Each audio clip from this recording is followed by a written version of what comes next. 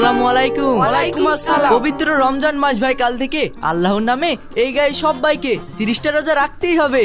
রাজমিস্ত্রি কাজ করি সংসার চলে, খাটনি চলে, খালি পেটে খাটা যায় না ভাই। তা বলি রোজা না করলে হয় ভাই? যেদিন কাজ থাকবে না সেদিন রাখবো। হ্যাঁ গো, আমি সাইকেলে মারলি গায়ে গায়ে ফেরি করি বেড়াই রোজা মুখে। আর একবার তো মাথা করি পড়িয়ে গেছিলাম। তাহলে কি বলছেন, রোজা শুধু বড় লোকদের জন্য? তাই এমনিতে রোজা রেখি পরের দিন শরীর উঠে না, আমাদের না খাটলে চলবে না গো ভাই।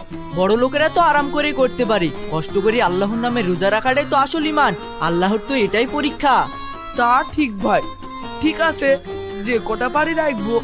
শুধু রোজা রাখলে হবে না ভাই, তাহলে আবার কি করতে হবে? রমজান মাস হচ্ছে আসল মুসলমান হয়ে ওঠার, প্রকৃত মানুষ হয়ে ওঠার অভ্যাসের মাস। হ্যাঁ, রোজা রাখতে হবে, নামাজ পড়তে হবে। আপনি রোজা মুখে মিথ্যে কথা বলছেন, গৃহস্থর কাজে ফাঁকি দিচ্ছেন, তাহলে রোজা কবুল হবে? সব দিক বজায় রেখি রোজা করা খুব কঠিন ভাই।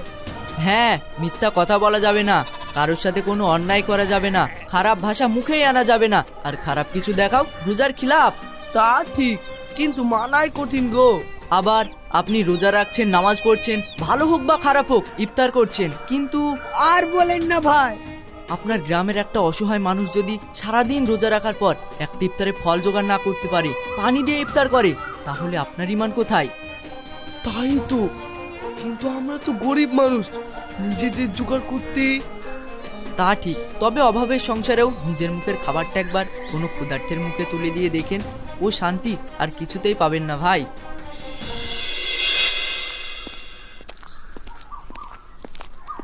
বেশি উঠেনি রে। হ্যাঁ, অল্প কটা উঠলো বল। চ, এই বাড়ির আদায়টা করলি চ। হ্যাঁ চ। তাড়াতাড়ি চ। চ চ চ।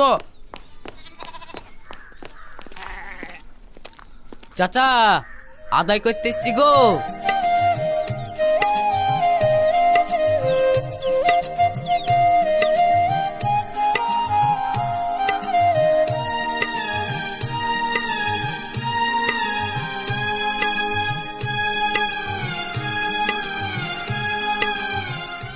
আদায়?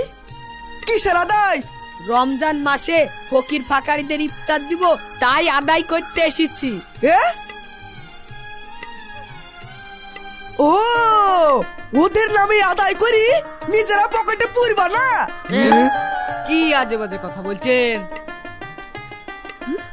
ঠিক বলছি, আমার নিজেরই চলছে না আমার এদিকে বাজা ঠিক।